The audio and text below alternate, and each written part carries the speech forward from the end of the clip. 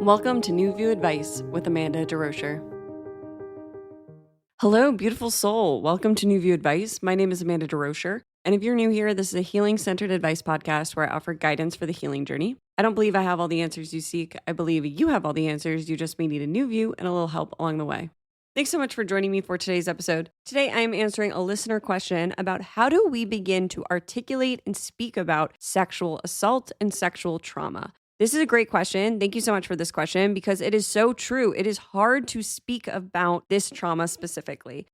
I think all trauma is difficult to articulate, but specifically the sexual trauma, it is hard to put into words. And I think there are reasons for this that I want to dive into in today's episode. But today, my intention is to help you to feel less alone because you are not alone in not knowing how to articulate or struggling to articulate. This is, I think, a part of the experience of this trauma. I don't know many survivors. I can't really think of one that has not struggled to articulate their story and what they've been through and who has not had to take time to learn how to put language to the experience. I also hope to offer you some tools so you can begin to find ways to help you bring language and the ability to speak about your story. I do want to offer some tools that maybe can help you navigate that. And as always, I want to encourage you to be kind and patient with yourself as you navigate this journey. Before we jump into today's episode, I do want to mention that if you haven't already, I invite you to check out my website, newviewadvice.com. On newviewadvice.com, there's podcast episodes, poems. I have a series called Reflections where I share stories from my healing journey. I'm also actively posting on the blog this month. And when this episode's released, I just posted a post called Why I Can't Stop Talking About Rape, which I'll post in the show notes at newviewadvice.com/127. And with that, let's jump on into today's listener question.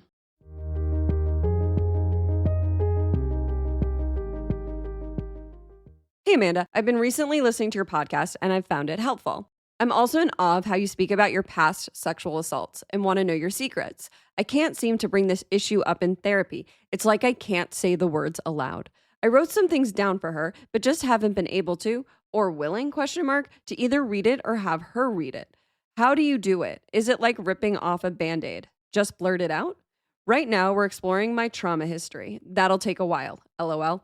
And she's been asking questions as I asked if that was an option. I do better answering questions than just sharing. Thanks in advance for any advice you can offer me.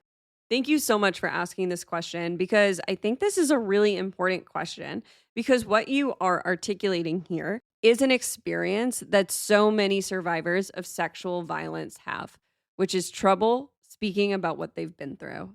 And I wanted to talk a bit about reasons why I think it's hard to articulate.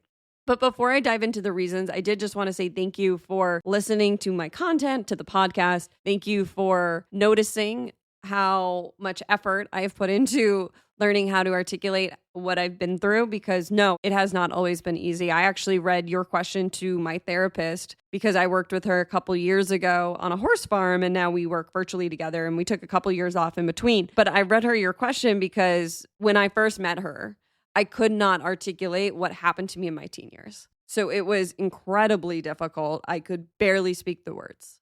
And I want to honor that part of the experience, that it took me a long time to articulate it.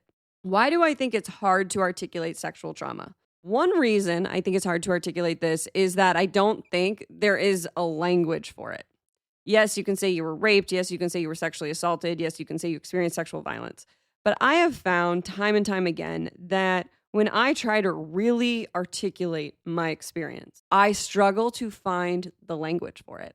And it's only really been through self-reflection, journaling, writing, and support groups where I meet other survivors where I am able to begin putting a language to the experience of sexual violence. Because what happens with sexual violence is that, yes, we experience a moment in time, that traumatic moment when the assault happened. But for so many of us, there is a ripple effect and it continues to impact our life for years, if not decades later. I was, as you likely know, since you mentioned listening to the podcast, I was sexually assaulted in my youth as a child. I was raped in my teen years. I was gang raped. And actually, I'm just going to call out here that for a long time, I could not use the word gang rape. I would always say I was raped by a group of boys I went to school with. For some reason, I was really afraid or resistant to using the word gang rape, but I was gang raped. I'm pretty sure the definition is being raped by 3 or more people. That was my experience. There were 4. And that took me a long time to use. I actually wasn't able to use the term gang rape until I met another gang rape survivor. This person disclosed their story to me because they knew I was really struggling. And it was so healing for me to be like, oh my God, okay. And why I think there's not a language for sexual violence specifically is because, as you know, as a survivor, every experience is so different and unique, but we're all put under these categories of like sexual assault, rape, sexual violence. And these are like overhead categories, but they don't quite sum up the individual experience. And so finding the words to communicate your story takes time. And I don't think that there is a language because I think that so many survivors are, I believe, forced to heal in isolation. I don't think it's a choice. I used to think I chose that because I felt so much shame around what I survived. But I'm like, no, that wasn't a choice. That was like forced upon me by society, by people in my life, whatever. It doesn't really matter by who, but that was not a choice. And so this is an invitation for you to be kind with yourself as you're trying to find the words for this. And so I don't really think there's a language. It's one of the reasons I do what I do. And as I mentioned in the intro, I wrote a blog post that I'll link in the show notes called Why I Can't Stop Talking About Rape. And it talks about this, that because I have not seen people talk about it the way I talk about it is why I can't stop talking about it. It's because there is so much to say about this topic that I can't find people have said. There may be books and things like that, but for a crime, that's what it is. A reminder for most of us who did not get justice through a criminal justice system. This is a crime. Sexual assault, sexual violence, and rape is a crime. I remind myself that a lot. But there's not a lot of language about the experience and about the healing journey from it. I think there's stuff that people say in like the aftermath, like right after it happens. But so many of us are re-looking at this months, years, decades later. I know in my case, it was decades later. When I first had to process my repressed memories when they resurfaced, it was the child sexual assault I was looking at. I was about 25 when that came up. And I was sexually assaulted as a child around 5, 6. So that was 20 years later that I'm trying to find language for this. And I struggled to articulate that process. I also find with repressed memories, there is a lacking in language for that as well. So I think that's a reason it can be really hard to say out loud. The second reason I think this trauma specifically is hard to say out loud is because when you say it out loud, it makes it true. It makes it real. It almost solidifies it. And though you know what happened to you, and though I knew what happened to me before I could articulate it, saying it out loud was like this, holy shit, now this is something I have to deal with in a whole new way. It was like admitting there was this problem and there was this elephant in the room. So I view my sexual trauma when it was in my head, but I didn't want to talk about it, as like this big elephant right next to me. And I'm like, no, this elephant's totally different. It's just an elephant that's here. We don't have to deal with that elephant today. But I found in my life, saying it out loud begins the process of looking at it, healing it, and being with it. Because I say it's like an elephant in the room because it's big. It is. Everybody's story is different, but it's a big elephant. It causes so many problems in our life. It has this ripple effect, as I mentioned. And you being unable to speak about it is, to me, one of the problems, one of the ripple effects that we all go through. So it's not like a problem like you have a problem. It's like a problem with this trauma specifically. Because if you can't speak your story and you can't speak your experience, then that experience still has power over you. And one of the ways we begin to empower ourselves after sexual trauma is being able to speak our truth and speak what happened to us in safe environments. And this leads me into the third reason I think it's hard to speak about is that so many of us did try to speak about it, maybe in the aftermath, maybe years later, at points in time, and we're blamed. We're not believed. We're told not to speak about it. I have heard that one over and over again, especially for assaults that happen in family structures. That was not my experience, but I know many people who tried to tell a family member and the family member was like, oh, we don't talk about that.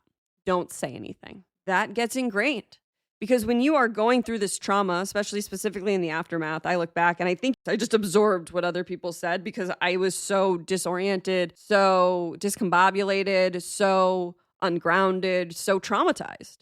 And so I just believed what everybody said, and I just took on all this shame and this guilt and this blame.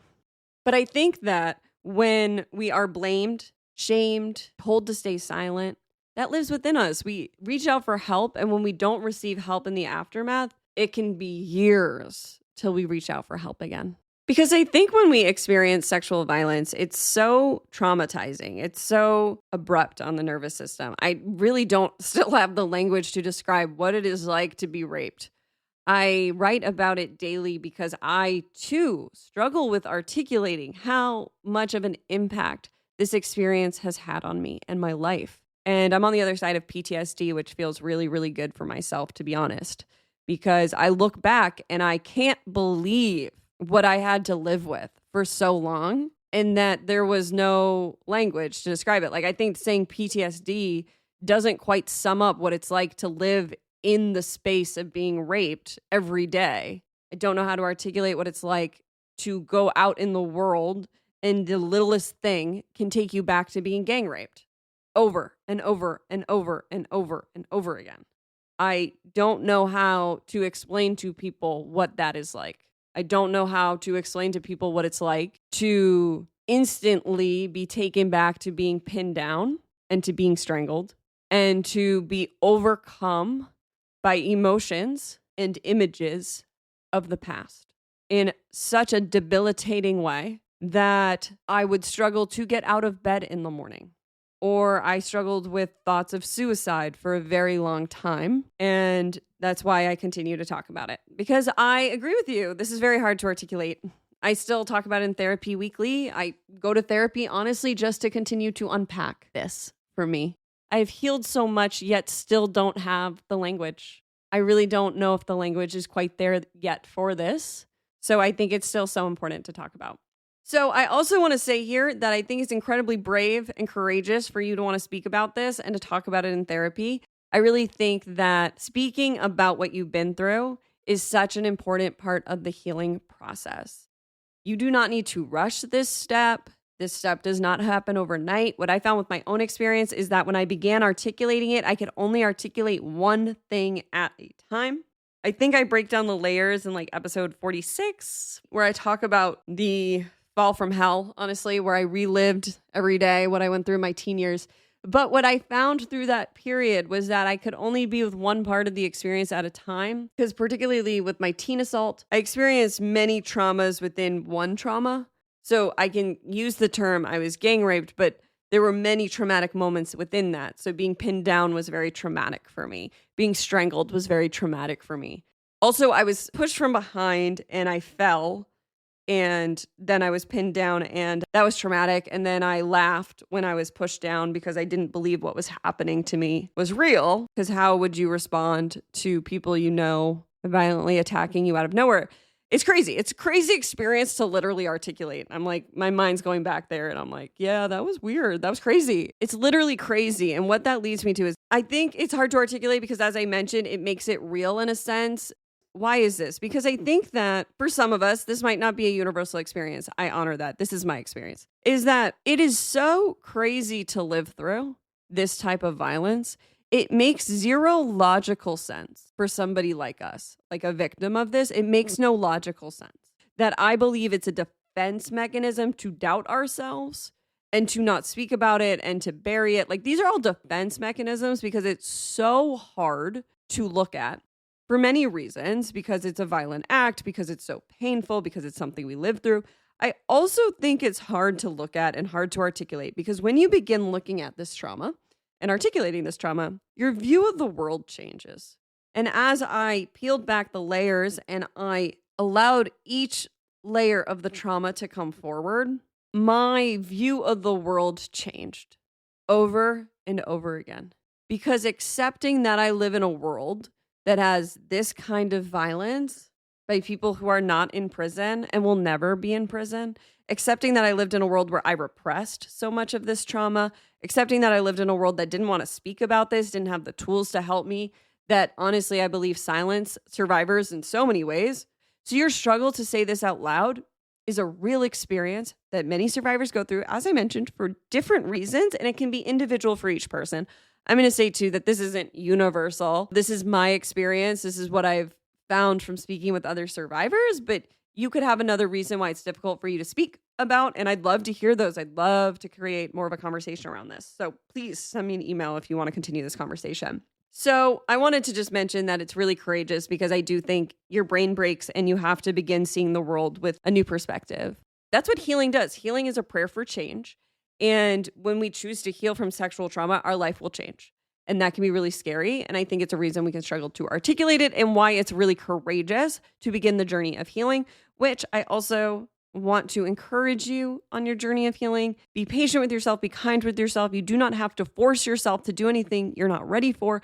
But I do promise there is another side to this trauma. And it doesn't mean one day you're healed and you're like on a mountain looking down like, oh my God, I feel so great. But you get your power back. You get your voice back. You get to see your own strength and resilience. I know that answer can be like annoying for people. I met somebody recently who did not like the word resilient. They didn't think they ever had to be resilient. But the truth is, humans are resilient. This is such a hard trauma to live through, but we go through so many hardships in human life and we see how resilient we are. Living through the pandemic showed us how resilient we are. Like, there are so many different hardships, and this is one that is incredibly difficult, but I have found that there are gifts through the journey, and those gifts in my life have been I have found my voice, I've found my power. I am so sure of myself at this point. I trust myself, and it's been through a journey of living with debilitating self-doubt, which this trauma left me with so much self-doubt, so much self-hatred, so much self-blame. By looking at every single belief and every single moment where I took on self-doubt, self-blame, and self-hatred, I have freed myself of what I view as a prison I used to live in. Like, this trauma put me in a box, and now I live outside the box. And I love life outside the box. Does it mean that I live in a world of rainbows and butterflies? No, I still speak about rape every day because it's still a really big problem, and I still have stuff come up. As I mentioned in last week's episode, even for me, I had a layer come up when I was in Dallas recently. I had another sexual assault memory come up that I'm struggling to articulate right now. It was a suppressed memory versus a repressed memory. And I didn't quite understand the difference till this experience, but it's another thing I struggle to articulate. Like, a repressed memory is an unconscious memory you forget. A suppressed memory is a conscious memory that you're aware of that you choose not to look at, is how I heard it described. Oh, that doesn't quite sum this up. Repressed versus suppressed. I found with repressed, it was a shock when it came up. It was like, holy moly, I don't remember that at all. Is that true? And it is. With the suppressed memory, I can't say I consciously shoved it down. It was just that I had a memory I would look away from over and over again. Like, it would pop in my mind and I'd shut the blinds on it, or I would slam the door on it because I knew there was more to it than I was ready to look at yet. Don't know how conscious that process was, if that makes sense. So with this, I had a memory of being around 21, 22, and I went back to my hometown. I swear my hometown is a breeding ground for rapists. Terrifies me to this day. And I woke up fully naked, never happened. And I had showered, never once had happened. I used to drink regularly. I've been sober 4 years. But when I drank, I never once showered, ever. Like, know it for a fact. And I never took all my clothes off and woke up in a friend's bed ever. And the truth is, when this memory came up in Dallas, I just knew. I just knew what happened to me. Not the full details. Some of those have come up since.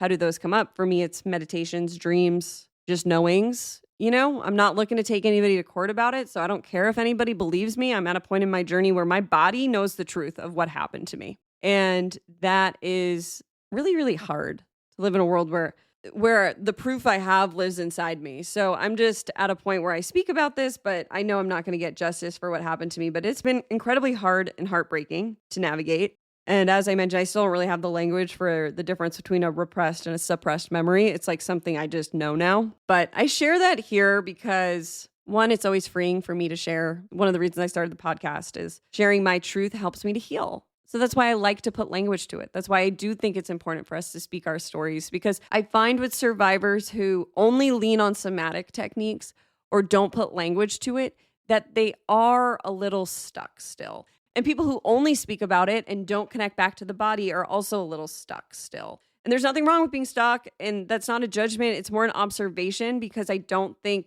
there's really a roadmap for healing from this. And all I've found is that both are important. It is important for us to get our voices back, to articulate what happened, to make sense of it within ourselves. How do you make sense of something nonsensical? How do you make sense of something that doesn't make sense? That is an individual journey. So now I want to get into tools that can help you to articulate this. Is it just ripping off a Band-Aid? Part of me wants to say yes, it is. It is incredibly hard, but it is incredibly freeing when you find a safe space to disclose. I want to say that too, because as I mentioned, I think a lot of us did try at one point, or tried as in like, I found when I was first sexually assaulted, I just started saying a horrible thing happened to me. That was how I began to broach it, is I could only say a horrible thing happened to me, or I would say something happened to me. That was the only way I knew how to articulate it at the time. But what I found in my life, one of the most helpful things I recommend is writing about it. So you mentioned you did write about it, you wrote it down, and you're struggling to give it to your therapist. But for somebody out there who maybe it's just living in your head, writing it down. That is why I still write about this. This is why I started my reflection series. This is why I blog about this.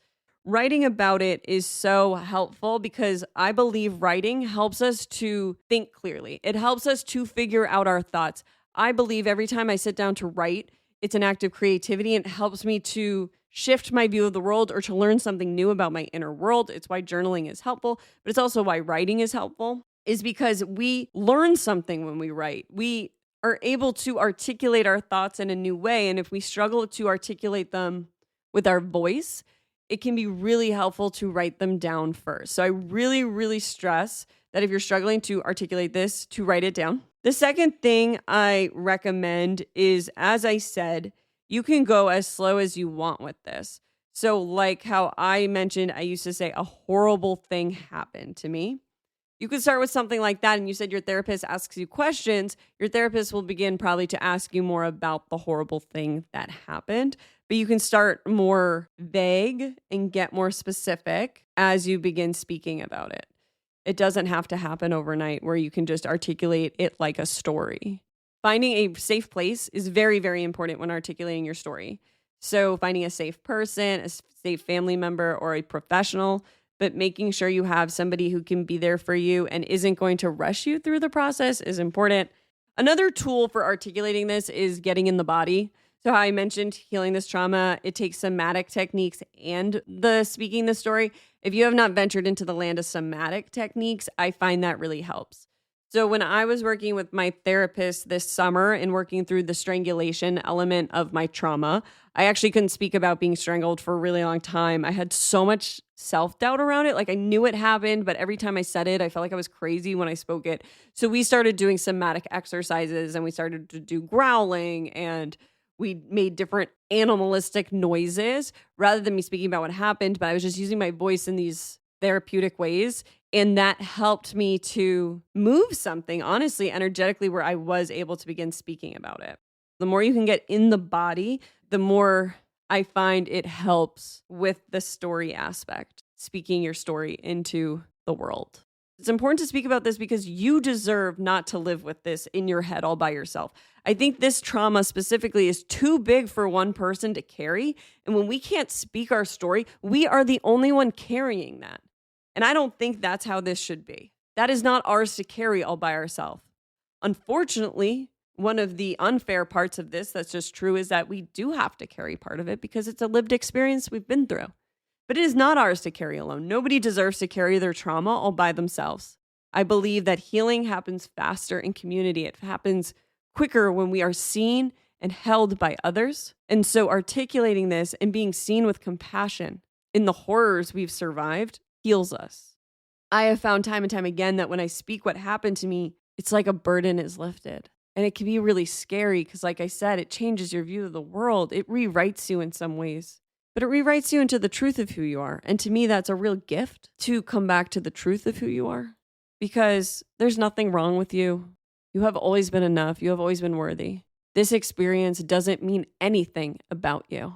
You were lovable before. You're lovable after. You were enough before. You are enough after. But this trauma often creates beliefs within ourselves. And we can be very, very hard on ourselves after experiencing this. And I think that's another reason it can be hard to talk about because of a fear that if we speak it into existence, somebody's going to confirm some of those very scary beliefs we've taken on about ourselves. I know that was true for me. I also think that if you're struggling to articulate it, finding a form of creativity to help you speak your story. So it could be drawing a picture. It could be doing a painting. It could be writing a fantastical story, so one with monsters and demons, and you could be a damsel in distress. But finding different ways to articulate it might be helpful. I always find writing poems to be a helpful way for me to articulate things first. So a lot of my poems help me to see my inner world more clearly, but they're more distant in a way from what I experienced. Like I have a poem called You Raped a Witch. It's one of my favorites, by the way. But that one is kind of like adds a magical element to this experience. And then I can kind of read that back and see the emotions that were coming up and be like, oh, that's how I'm feeling. Oh yeah, like that's true. That's true. So finding a different way other than words can be helpful too. But for you, it sounds like you've written it down. It sounds like you're ready to share with your therapist. And I invite you to do that. I invite you to, if you're really struggling, to give this therapist a piece of paper. I think that's great. I love that you naturally knew that if you couldn't speak it, that you could write it down and share it with your therapist. I also love that you have asked her to ask you questions because you struggle with sharing. That makes me think of that there's client-led therapy, and then there's directive therapy where the therapist really leads the sessions, and there's client-led therapy where the therapist lets the client take it where they want that week. It sounds like you like that more directive approach, so I love that you were able to create that for yourself. I mention that here because anybody else out there who's maybe struggling with the relationship with their therapist, I have an article on my website, which I'll link in the show notes as well, that breaks down different ways to find a therapist that works for you and questions you can ask and approaches you can take to help you find the therapist that's best for you. But I want to end this episode by saying that you're a beautiful soul and your journey healing from this is going to be individual. It is different for every survivor. Every survivor's story is different. I use the word survivor because for a long time, I didn't understand what that word meant. I didn't really get what it meant to be a survivor. But when I stopped living with PTSD and I stopped living in this trauma, I could see I did survive something. Yes, that moment was horrific and violent, but it is the aftermath that I think can be harder to survive. The fear that comes up from speaking this, the fear that happens in the world, the mistrust of the world, the fear, the terror, the panic, those are things we don't deserve to live with. We never should have had to live with. We never should have to live with. And those are the things that I look back and I'm like, oh my gosh, I survived this because I don't suffer from those things anymore, but I suffered for a very long time because of the choices someone else made. And I say that again because for anybody who maybe carries some self-blame, I just really don't want you to because I don't think you deserve to, and I know it wasn't your fault. I blamed myself for what happened to me for a very long time in different ways. The self-blame was even just if I hadn't done X, still a way of blaming. There was nothing I could have done to stop the violent act of others. And I just invite you to be kind with yourself. I hope something in this answer was helpful. If you have more questions, please let me know. I can continue to think on tools to help you to articulate, and I'll plan to create a blog post this month about that. And if you have a follow-up question, please let me know. And again, I am sorry that you experienced this. Nobody deserves to be sexually violated. Nobody deserves to experience sexual violence. No one deserves the experience or the aftermath. It is a horrific, horrific experience in so many ways. And I know what the journey is like, but I also do want to end this episode on a bit of a hopeful note where I just want to stress that I really do believe there are gifts within this trauma. Healing from anything has gifts in it. And those gifts are, like I've mentioned, getting your power back, getting your strength, finding your voice, no longer doubting yourself. And through this journey of healing, time and time again, I have just regained pieces of myself that I didn't even know were missing. And that has been such a gift. Do I think I deserved what happened to me? No. Do I wish it happened to me? No. It did happen to me, though. That's why we choose to heal, because this is something that did happen. We can't go back in time. Just like somebody who experiences a car crash or somebody whose parent dies or somebody who fails a test. You can't go back in time and change what happened. We just have to keep moving forward with what we have.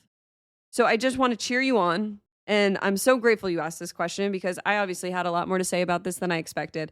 So thank you so much for this question. I'm sending you so much love.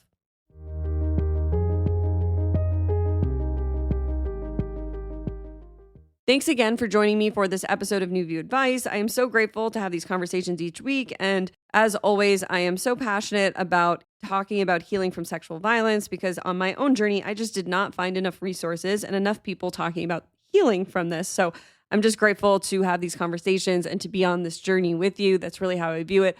I'm walking alongside you on the path of healing. I do not think I am healed. I am on the journey of life with you. So thank you so much. If you haven't already, I invite you to check out my website, newviewadvice.com. As I mentioned in this episode, I have new blog posts on there. I'm really leaning into writing this month. I also have more podcast episodes, resources for healing from sexual trauma. I have a sexual trauma hub with book recommendations, resources, and more. And I also have my reflection series where I share stories of healing from sexual violence. So thank you so much for joining me for this episode. I hope I was able to offer you a new view. Sending you all my love. See you next time.